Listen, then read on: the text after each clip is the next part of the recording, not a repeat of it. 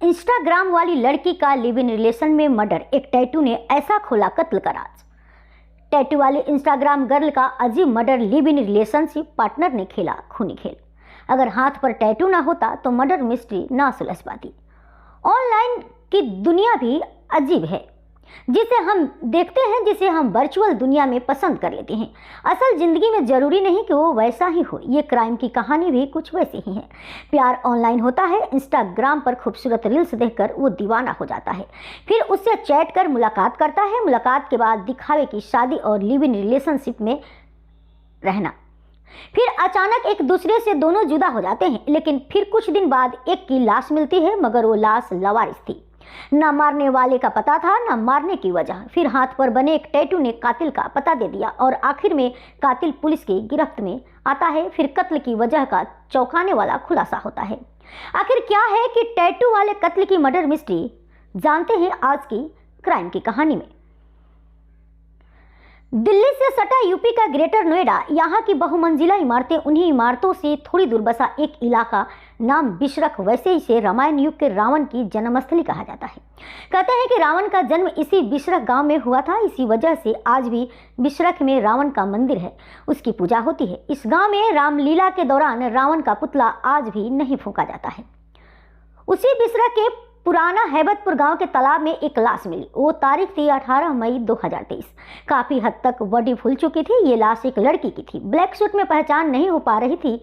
Police ने आसपास के इलाके में पूछताछ की, पर कोई जानकारी नहीं मिली। मामले की तफ्तीश कर रहे बिशरख थाने के एसएचओ अनिल राजपूत की नजर उसके हाथ पर बने एक टैटू पर पड़ी। उस पर लिखा था साइबा। अब ये साइबा कौन थी, कहां से आई थी, किसी से कोई जानकारी नहीं मिली। इसलिए एसएचओ ने उसके हाथ पर बने टैटू की फोटो लेकर आसपास के इलाके में सभी को भेज दिया। अब लड़की की लाश 18 मई को मिली थी। आसपास के इलाके में टैटू वाली बात सभी तक पहुंचाई गई। इनमें से एक दुकानदार आखिरकार सामने आया। उसने बिशरख थाने की पुलिस को बताया कि जिस टैटू की आप बात कर रहे हैं, उस लड़की को मैं जानता हूं। वो लड़की मेरी दुकान पर आती थी सामान खरीदने। उसके हाथ पर यही टैटू देखा था, लेकिन उसका नाम जानवी है। अब ये जानते ही पुलिस चौंक गई। किसके घर में रहती थी वो लड़की, ये पूछने पर दुकानदार ने बताया कि वो किराएदार थी, अपने पति के साथ रहती थी। पति का नाम जितेंद्र है। उसने बताया कि वो जितेंद्र से पूछा था कि उसकी पत्नी कहाँ है। तब उसने बताया कि 16 मई की सुबह ही वो मायके चली गई, इसलिए उसे और कुछ पता नहीं है। यह जानने के बाद पुलिस बेहद अचरज में पड़ गई। आखिर जितेंद्र ने ऐसा क्यों किया? अगर उसकी पत्नी ससुराल से निकली और मायके नहीं पहुंची तो उसकी गुमशुदगी क्यों नहीं दर्ज की गई?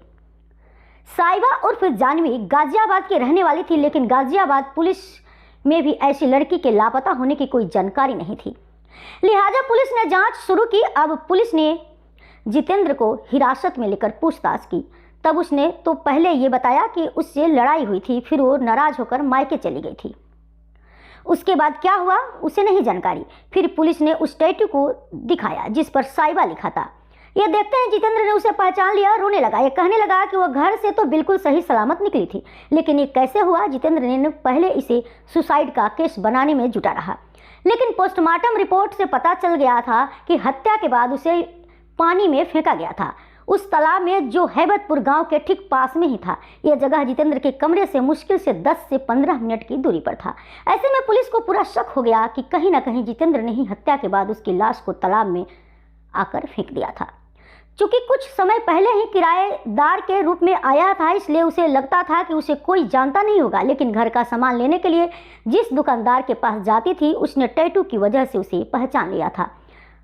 अब पुलिस ने अपने तरीके से जब पूछताछ की, तब जितेंद्र ने साइबा कत्ल का राज खोल दिया। उसने बताया कि नवंबर 2022 में इंस्टाग्राम पर उसने साइबा रील्स देखी थी। वो रील्स देखकर काफ़ी खुश हुआ था। फिर साइबा को फॉलो करने लगा था। इसके बाद फेसबुक पर उससे चैट करके मोबाइल नंबर लिया। फिर दोनों में चैट होने लगी, दोस्ती हो गई। दोनों गाजियाबाद में ही रहते थे, इसलिए मुलाकात की। मुलाकात के बाद दोनों में प्यार हो गया, इसलिए शादी करके एक साथ रहने का फैसला किया। लेकिन दोनों के घर वाले उनकी शादी को लेकर तैयार नहीं हुए।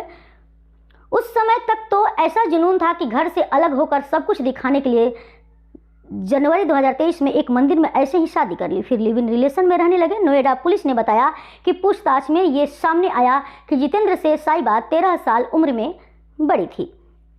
जितेंद्र की उम्र करीब 22 साल थी, जबकि साइबा की उम्र 35 साल थी। लेकिन इंस्टाग्राम पर उसकी रील्स और फोटो देखकर वो समझ नहीं पाया।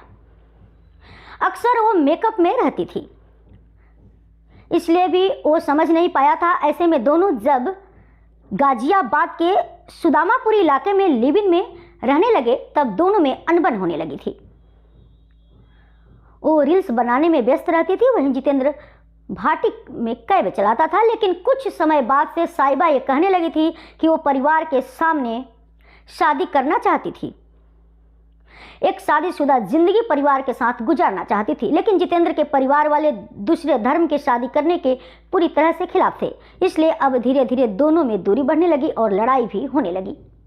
1 मई के आसपास ही साहिबा और जितेंद्र दोनों बिशरख के हैबतपुर में किराए के मकान में शिफ्ट हो गए। यहाँ पर दोनों ने पति पत्नी बताया था, साहिबा का नाम जानवी बताया था। यहाँ दोनों साथ रहने लगे। यहाँ पास में ही तालाब था। इसे देखकर जितेंद्र ने पहले से ही साजिश बना ली थी कि हत्या के बाद साहिबा की लाश को उसी तालाब में फेंक देगा।